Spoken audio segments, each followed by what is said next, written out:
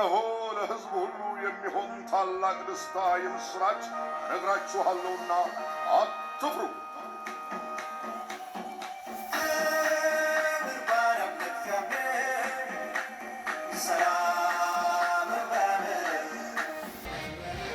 የተወደዳችሁ በአገራችን በኢትዮጵያና በውጭ አገራት የምትኖሩ የኢትዮጵያ ሙሉ ወንጌል አማኞች ቤተክርስቲያን አገልጋዮችና ምእመናን እንዲሁም የወንጌል አማኞች ቅዱሳን በሙሉ እንኳን ለጌታችን ለኢየሱስ ክርስቶስ የልደት በዓል አደረሳችሁ፣ እንኳን አደረሰን። በመጽሐፍ ቅዱስ ላይ ጌታችን ኢየሱስ ክርስቶስ በይሁዳ ቤተልሔም በተወለደ ጊዜ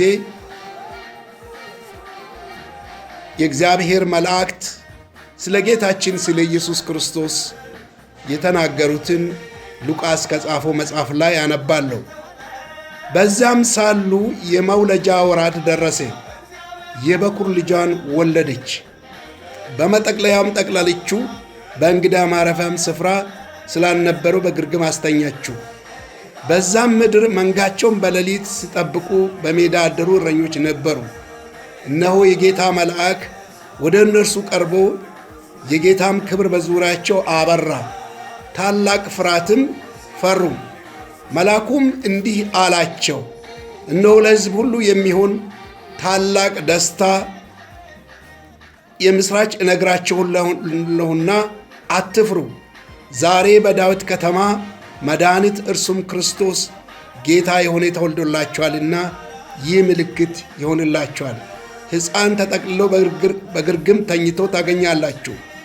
ድንገት ብዙ የሰማይ ሰራዊት ከመልአኩ ጋር ነበሩ፣ እግዚአብሔርን እያመሰገኑ ክብር ለእግዚአብሔር በአርያም ይሁን፣ ሰላም በምድር ለሰው በጎ ፈቃድ ይሁን አሉ። ጌታችን ኢየሱስ ክርስቶስ ወደዚህ ሲመጣ መድኃኒት ለሌለው ለሰዎች ልጆች ኃጢአት መፍትሄና መድኃኒት ለመሆን ነው የመጣው።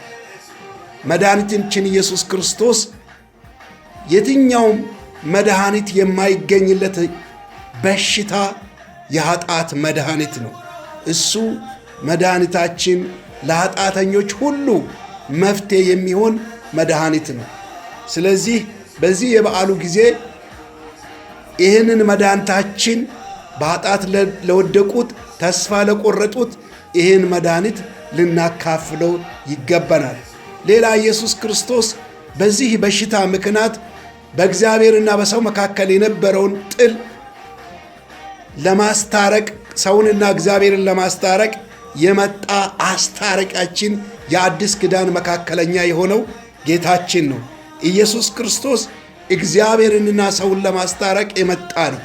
እንዲሁም ሰውንና ሰውንም ለማስታረቅ የመጣ ጌታ ነው።